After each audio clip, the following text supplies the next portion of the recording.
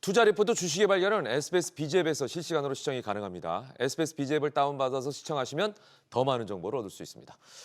자, 두 분 일단 메리 크리스마스입니다. 예, 메리 크리스마스입니다. 예. 오늘 크리스마스여가지고. 자, 최근 2차 전지는 전기차 외 수요 확대가 업종 반등의 핵심 요인이 될 거라는 전망이 계속해서 나오고 있는데요. 그 예로 ESS가 주목을 받고 있습니다. 자, 전기차 둔화를 상쇄할 만큼 ESS 성과가 나오고 있는 건가요? 네, 이제 최근 2차 전지 시장에서 보면은 전기차 부분의 성장이 조금 둔화된 반면에 에너지 저장 장치인 ESS의 성장이 지금 두드러지게 나타나고 있습니다. 그래요? 예, 실제로 이제 글로벌 전력망 교체와 이제 확산에 따라서 미국과 유럽을 중심으로 해서 대형 ESS 프로젝트가 수요가 지금 급증하고 있는 건데요. 대형 이제 프로젝트가 이제 급증을 하면서 국내 이제 주요 배터리 기업들도 네. ESS 정용 제품 라인업을 갖다가 강화하고 대응에 나서고 있습니다. 네. 특히 이제 가격 경쟁력이 높은 LFP 배터리를 갖다가 이제 채택을 늘리면서 수익 개선 가능성도 더 높아지고 있습니다. 이제 물론 아직 규모 면에서는 전기차 시장을 갖다가 완전히 대체하기는 어렵습니다. 네. 다만 이제 ESS가 이제 중장기적으로 2차 전지의 산업에 변화를 이끌 핵심 동력으로 자리 잡고 있다는 것은 분명한 사실입니다. 그렇죠. 그러니까 이게 뭔가 전력을 만들면, 에너지원을 만들면 이거 저장을 오래 해야 쓸 수 있잖아요. 그죠? 네, 맞습니다. 그러다 보니까 이제 이 시장이 더 커질 거라는 전망을 할 수가 있는 건데 휴머노이드 로봇처럼 2차 전지가 쓰일 수 있는 신규 시장도 그래서 점점 커지고 있습니다. 최근 미국이 로봇 산업을 적극 육성하겠다라고 나섰습니다. 2차 전지 업계 입장에서는 반길 만한 좋은 소식이 아닐까 싶어요. 네, 시장은 이 휴머노이드 쪽으로 성장 잠재력이 크다고 보고 있습니다. 네. 특히 주목해야 될 부분은 바로 미국이 로봇을 단순한 기계가 아닌 국가 차원의 전략 품목으로 분류를 하기 시작했다라는 것인데 네. 이것은 이 로봇 산업 역시 반도체나 배터리처럼 이 첨단 기술의 집약체이자 안보와 직결된 분야로 바라보고 있다라는 것입니다. 결국 이러한 흐름은 이 탈중국 공급망과 이러한 기조와 맞물리게 될 것으로 생각이 되고 그렇게 된다라고 한다면은 이 안정성과 기술력을 갖추고 있는 국내 기업들에게 수혜가 다가오지 않을까라고 생각을 하고 있습니다. 네. LG 에너지 솔루션이 최근 메르세데스 벤츠의 중저가형 전기차 모델의 배터리를 공급하는 계약을 따냈습니다. 중저가 배터리 시장은 사실은 중국 업체들이 주도해온 영역이었거든요. LG 에너지 솔루션이 어떤 경쟁력으로 중국 업체들을 제칠 수 있었을까요? 예, 최근에 이제 LG 에너지 솔루션이 네. 메르세데스 벤츠와 약 2조 원 규모의 공급 계약을 체결을 했습니다. 이번 계약의 핵심은 LG 에너지 솔루션의 기술 신뢰도와 그리고 이제 글로벌 공급망 경쟁력에 있습니다. 중저가형 전기차용 배터리에서도 에너지 효율과 그리고 또 안전성을 높이는 기술을 앞세워서 단기 단가 중심의 경쟁을 갖다가 품질 중심으로 전환시켰다고 볼 수가 있는 것이죠. 자, 여기에 이제 탄소 중립 생산 공정과 리사이클링 이제 체계 구축 같은 ESG 요건을 강화한 것도 유럽 완성차 업체의 선택에 결정적으로 작용을 했습니다. 자, 또한 미국과 유럽 현지 공장을 갖다가 통해서 안정적으로 공급 역량을 높이면서 중국 의존도를 줄이려는 메르세데스 벤츠의 전략과도 맞아떨어지면서 공급 계약을 따낸 것으로 보입니다. 그렇군요. 자, 그런데 문제는 그 뒤에 바로 악재가 찾아왔다는 겁니다. 미국 완성차 제조사인 포드와 체결한 계약이 해지가 돼버렸어요. 네, 이 LG 에너지 솔루션이 포드와 체결한 10조 원, 약 10조 원 규모의 전기차 배터리 공급 계약이 해지가 되었습니다. 네. 이 금액은 최근 LG 에너지 솔루션의 매출액의 약 30% 정도에 해당하는 금액인데 미국과 EU 등 이렇게 주요 시장에서 전기차 정책의 기조가 변화를 하고 있고 그리고 수요 둔화가 장기화되자 포드가 이 전기차에 대한 전략을 대폭 수정한 것으로 보입니다. 아이고. 자, 그런데 또 SK온에도 악재가 생겨버렸죠. 예, 포드도 지난 11일 날 SK온과 결별을 하고 그리고 또 합작 법인인 글로벌 SK의 구조를 갖다가 전면 개편을 했습니다. 그래서 미국에 있는 테네시 공장은 SK온이 가지고 그리고 켄터키 1, 2 공장은 포드가 맡기로 하면서 합작 체계를 사실상 종결했습니다. SKO는 단독 공장 체계로 이제 운영을 하면서 복수의 완성차 고객과 그다음에 에너지 업체들과 함께 ESS 시장에 동시에 이제 대응하면서 네. 운영 효율화와 재무 구조 개선에 나설 것으로 보입니다. 네. 자, 최근 중국발 가격 공세로 점유율이 다소 하락한 국내 배터리 업계 LG 에너지 솔루션과 벤츠가 계약을 하면서 이 수주로 인해서 반등의 계기가 될 수 있을까라고 기대를 했었는데요. 포드와의 계약이 해지되면서 포드의 전략 수정 여파가 배터리 업계 전반으로 확산되고 있는 모양새입니다. K배터리 앞으로는 어떻게 될까요? 네, 이 포드사 영향으로 인해서 일시적으로는 좀 투자 심리에 부담이 작용할 것으로 생각이 됩니다. 하지만 냉정하게 한번 생각을 해본다라고 한다면은 이 포드 같은 경우에는 글로벌 전기차 시장에서 뚜렷하게 존재감을 나타내는 그런 기업은 아니었었습니다. 그래서 이 LG 에너지 솔루션 입장에서 이번이 오히려 기존 전기차 전환에 가장 소극적이었던 이 포드가 정리가 되고 수익성이 좋은 고객사 중심으로 포트폴리오를 재편할 기회를 좀 가져갈 수 있지 않을까라는 좀 긍정적인 기대를 한번 해볼 수 있다라고 말씀을 드리고 싶고 이번 이 벤츠와의 어떤 신규 계약이 반등의 신호탄이 되어줄 것으로 좀 기대를 하고 있습니다. 중장기적으로 봤을 때는 이 K 배터리가 AI가 가져올 이 전력난의 주인공이 될 수 있지 않을까 저는 좀 기대를 하고 있습니다. 네, 네. 자, 뭐 긍정적인 평가를 해주시니까 좀 다행이라는 생각이 듭니다. 자, 국내 배터리 기업들의 다시 한번 반등의 기회가 열릴 수 있을지 궁금하시죠? 더 궁금한 것이 있다면 주식 발견 카카오톡 채널 검색한 이후에 반드시 친구 추가해 주시면 여러 가지 정보를 얻을 수가 있습니다. 이른바 한국판 IRA로 불리는 국내 생산 촉진 세제가 도입이 됩니다. 2차 전지 업종도 장기 투자에 대한 세제 혜택을 받을 수 있게 되는 거죠? 예, 맞습니다. 이제 국내에서 생산한 2차 전지의 그 물량에 비례해서 세액 공제를 해주는 생산 촉진 세제가 도입이 된다고 했을 때 이제 공장 증설과 설비 투자를 할수록 세금 부담이 눈에 띄게 줄어드는 구조가 만들어집니다. 자, 여기에 이제 2차 전지가 이제 전략 기술로 지정돼서 R&D와 시설 투자에 대한 공제율을 높이고 그리고 또 이제 여기에 정책금융 38조 원 플러스 알파 또 핵심 강물 투자 세제 지원 같이 이제 패키지 지원이 더해지면서 투자 해소 기간이 단축되고요. 그다음에 이제 국내 설비 투자 요인이 더 올라갑니다. 이렇게 됐을 때 결과적으로 국내 배터리 기업들의 입장에서는 해외보다는 한국에 증설할수록 세제 금융 혜택이 커지겠죠. 그리고 또 이제 국내 일자리와 공급망을 동시에 키우는 효과가 기대가 됩니다. 그렇습니다. 자, 그러다 보니까 이 배터리의 원자재죠. 리튬과 코발트 같은 주요 원자재 가격이 바닥을 지나서 회복 국면에 들어섰다는 평가가 나오면서 양극재 관련 종목들도 다시 탄력을 받을 수 있다는 기대가 커지고 있는 상황 아닙니까? 네, 최근 이 원자재 가격이 회복이 되면서 양극재 종목들의 반등 기대감이 커져가고 있는 상황입니다. 그동안 이 원자재 가격이 하락을 함으로 인해서 비싸게 사서 싸게 팔아야 했던 이 역내깅 효과 때문에 이 수익성이 악화되면서 주가가 좀 하락이 되는 그런 원인이 되었었는데 반대로 이 원자재 가격이 상승을 하게 된다라고 한다면 이 재고 평가 손실이 이익으로 전환을 할 수 있는 것이고 그렇게 된다라고 한다면 이러한 전반적인 상황들이 2차 전지 산업의 턴어라운드가 될 수 있기 때문에 좀 긍정적으로 볼 수 있지 않을까라고 생각이 됩니다. 네. 자, 한편 이제 이와 관련해서 유럽 연합이 2035년부터 내연기관차 판매를 사실상 금지하겠다는 기존의 방침을 재검토한다는 소식이 전해졌어요. 네, 맞습니다. 이제 유럽 연합이 네네. 2035년에 시행될 예정이었던 내연 그 기관 자동차의 판매 금지 규정을 사실상 철회하는 방안을 추진하고 있습니다. 이제 친환경 그 차량 보급을 늘려가지고 2050년까지 이제 넷제로를 달성하겠다는 목표였지만 유럽 경제의 핵심 축인 자동차 산업이 이제 심각한 좀 그 업황의 압박에 이제 직면하자 속도 조절에 나선 것으로 보입니다. 네. 자, 이렇게 되면 이 같은 움직임은 2차 전지 업계 입장에서는 악재가 아닐까 싶은데 어때요? 예, 근데 치명적인 또 악재로만 보기는 힘듭니다. 그래요? 왜냐하면은 이제 우선 그 완성차 업체들이 이제 내연기관 그리고 또 하이브리드 또 전기차를 같이 생산하는 지금 가도기정 그 기간에 있는데요. 여기에서 이제 그 하이브리드의 배터리 수요는 오히려 더 늘어날 수 있다는 거죠.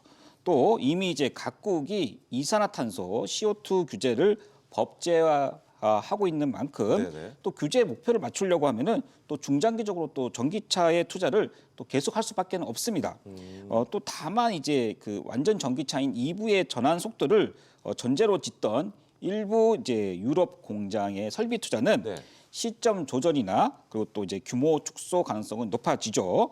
2차 전지 업계에서는 이제 전반적으로 기업별로는 희비가 엇갈릴 전망입니다.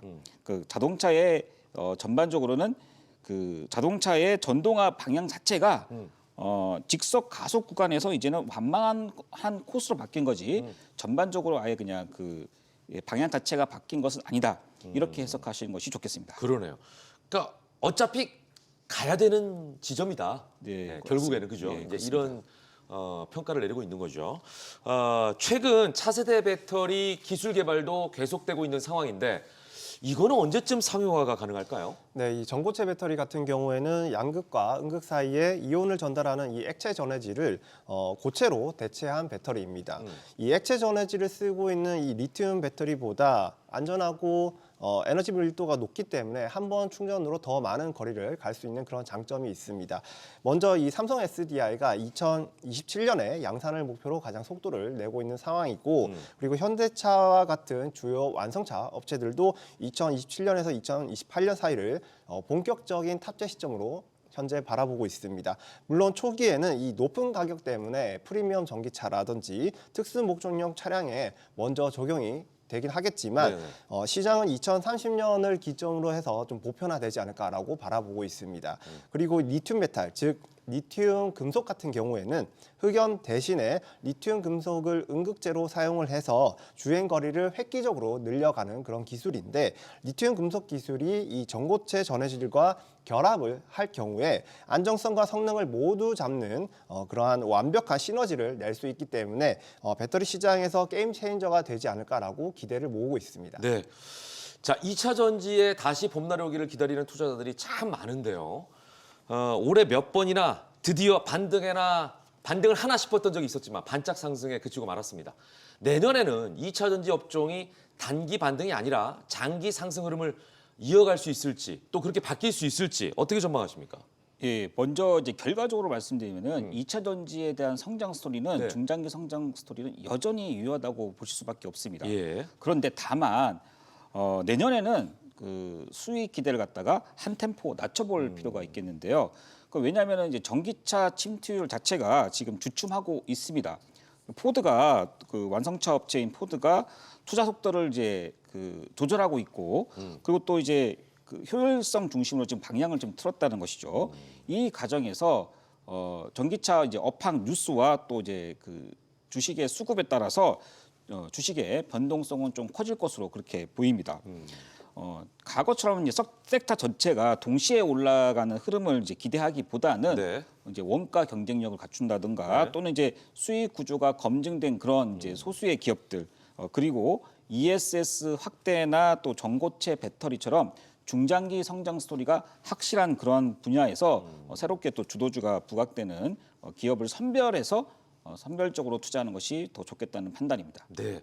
그러니까 완만하게 이제 상향 곡선을 그릴 것을 예상해서 조금 더 현실적인 투자 전략을 세워보자 이 네, 말씀을 예. 하신 것 같아요. 자, 이렇게 빠르게 변하고 있는 시장 수많은 종목 중에서 무엇을 선택해야 할지 고민이 많이 되시죠? 오늘의 핵심 테마 속에서 자문역들이 직접 금운동 종목을 엄선해서 여러분의 선택을 도와드리겠습니다. 종목에 관한 분석이 궁금하시다면 주식의 발견 카톡 채널 검색한 이후에 친구 추가해 주시면 이런 정보들을 마음껏 얻어갈 수가 있습니다. 자문역들의 세심한 분석과 함께 관련 종목의 리포트까지도 전해드리겠습니다. 자, 오늘은요 2차 전지 금운동 종목을 알아보겠습니다. 먼저 김도현 자문역부터 시작을 해보도록 하겠습니다. 동메달부터 공개해 주시죠. 네, 2차 전지 동메달 기업은 바로 포스코 퓨처엠입니다. 포스코 퓨처엠. 네, 이 포스코 퓨처엠의 이번 3분기 실적 한번 보시면은 양극재 판매가 증가를 하면서 좀 가동률이 회복이 되고 있는 상황입니다. 고정비 부담이 줄면서 전년 동기 대비 영업이익이 약 4,700% 증가하는 모습을 보여주었고 이것은 2차 전지 캐즘을 좀 지나서 실적 턴어라운드가 나타나고 있는 신호로 볼 수 있지 않을까라고 말씀을 드리고 싶고 그리고 두 번째로는 미국 시장의 공급망 경쟁력인데 최근 이 글로벌 시장에서 중국산 배터리 소재에 대한 이 공급망 규제가 현재 좀 강화되고 있는 추세입니다. 포스코 퓨처엠은 지난 8월에 국산 자급 전구체를 원료로 사용해서 이 양극재를 LG 에너지 솔루션이 운영하고 있는 미국 얼티얼 샘즈에 공급한 이력이 있습니다.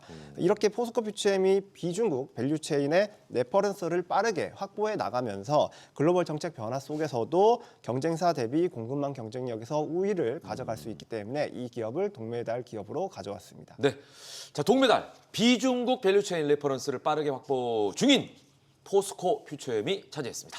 은메달도 공개하겠습니다. 네, 2차 전지 은메달 기업은 바로 에코프로 BM입니다. 에코프로 BM. 네, 이 에코프로 BM 역시 첫 번째 이유는 바로 실적입니다. 에코프로 BM은 올해 1분기 분기 실적부터 흑자 전환에 성공을 하면서 3분기까지 영업이익이 계속 증가 중에 있습니다.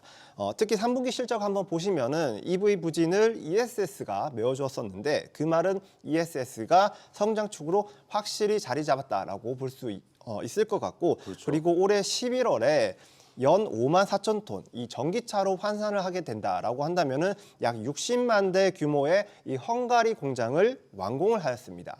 국내 최초로 유럽 내 대규모 양극재 공장을 확보를 하면서 유럽의 전기차 산업의 어떤 변화에 따른 적극적인 대응을 해 나갈 수 있는 기업이라고 보고 있기 때문에 이러한 점들이 앞으로 유럽 시장의 점유율을 확대를 해 나갈 수 있지 않을까라고 생각이 되어서 은메달 기업으로 에코프로 BM을 가져왔습니다. 네. 자, 들으신 대로 은메달은요 2차 전지의 대표 주자라고 할 수 있죠. 에코프로 BM이 차지했습니다. 자, 이제 마지막으로 금메달을 알아볼 텐데요. 금메달 종목명은 잘 아시는 것처럼 방송에서 직접 공개하진 않습니다. 오직 주식의 발견 카톡 채널에서만 공개가 된다는 점 다시 한번 말씀드리면서 금메달 종목명이 궁금하시다면 주식의 발견 카카오톡 채널 검색한 이후에 친구 추가해 주시면 풍부하게 받아볼 수가 있습니다. 자, 이제 금메달 종목 직접 알려드리진 않지만 힌트를 드리겠습니다. 네, 주식의 발견 카카오톡 채널에서 공개되는 이 금메달 기업을 공개해 드리겠습니다. 오늘 금메달 기업은 바로 이름 그대로 특별한 회사입니다. 주로 고부가치 특수화학 제품을 사업 모델로 하고 있고 시가총액은 약 2조 원이 좀 안 되는 것 같고요. 그리고 코스피에 상장되어 있는 이 전고체 배터리 관련주입니다. 아마 저번 주식의 발견에서 제가 은메달 기업으로 한번 가져온 기업인데 네네. 오늘은 한 단계 격상을 해서 금메달 기업으로 선정을 하였습니다. 네, 그만큼 더 좋은 어떤 소재가 있다는 거죠. 네. 예, 그리고 큰 힌트를 주셨어요. 특별한이라는 단어를 써주셨습니다. 자, 그렇다면 김도현 자문역이 선택한 특별한 이유가 있을 것 같아요. 네, 이 전고체 배터리의 핵심은 전해질인데 오늘 이 금메달 기업은 여기에 들어가는 이 황화리튬을 국내에서 유일하게 대량 생산을 할 수 있는 기업입니다. 올해 8월 달에 울산에 설비 투자를 하였고 그리고 내년 6월 달에 완공을 목표로 하고 있습니다. 앞으로 이 전고체 배터리 상용화가 본격화되게 된다라고 한다면은 이 금메달 기업의 초기 시장 선점이 기대가 된다라고 말씀을 드려볼 수 있을 것 같고 그리고 이 전고체 배터리는 무엇보다 전기차만 볼 게 아니라 앞으로 휴머노이드 더 나아가 UAM과 같은 무엇보다도 이 안정성이 최고로 중요한 그런 기기까지 보셔야 된다라고 말씀을 드리고 싶고 이 대만의 글로벌 시장 조사 기업인 이 트렌드폴스가 이 전고체 배터리 수요가 EV뿐만 아니라 휴머노이드 UAM까지 확장이 되면서 2035년에는 740기가와트까지 커져갈 수 있다라고 발표를 하였습니다. 2024년도에 이 글로벌 전기차 판매량이 1,700만 대 정도 됩니다. 그런데 이 740기가와트 정도 되면은 대략 1,000만 대 정도 되는 이 배터리의 용량입니다. 그렇기 때문에 시장이 앞으로 얼마나 커져갈 수 있는지 우리가 좀 짐작을 해볼 수 있을 것 같고 그리고 이 전고체 배터리 시장에서 앞으로 이 주류로 꼽히는 것이 바로 황화물계 고체 전해질인데 오늘 이 금메달 기업은 이 화물계 고체 전해질의 원료인 황화리튬을 핵심 사업으로 하고 있기 때문에 전기차 외에도 이 휴머노이드, UAM 같은 이 전고체 배터리 시장이 점차적으로 성장을 해 나갈수록 수혜의 레버리지를 가져갈 수 있는 기업이다라고 말씀을 드릴 수 있을 것 같습니다. 그래서 이 전고체 배터리 시대를 준비하고 계신 투자자 여러분이라면 오늘 이 금메달 기업을 한번 꼭 체크해 보시기 바랍니다. 네. 김도현 자문역의 금메달 종목이 궁금하시죠? 지금 주식의 발견 카톡 채널에서 공개가 됩니다. 주식의 발견 카톡 채널 검색한 이후에 친구 추가하시면 바로 확인할 수가 있습니다. 종목명은 물론 분석과 투자 리포트, 주식의 A부터 Z까지 모든 걸 알 수 있는 전자책도 드리고 있으니까요. 많은 참여 부탁드리겠습니다. 모든 투자의 최종 판단은 투자자의 몫이니만큼 현명한 투자하시길 매번 강조드립니다.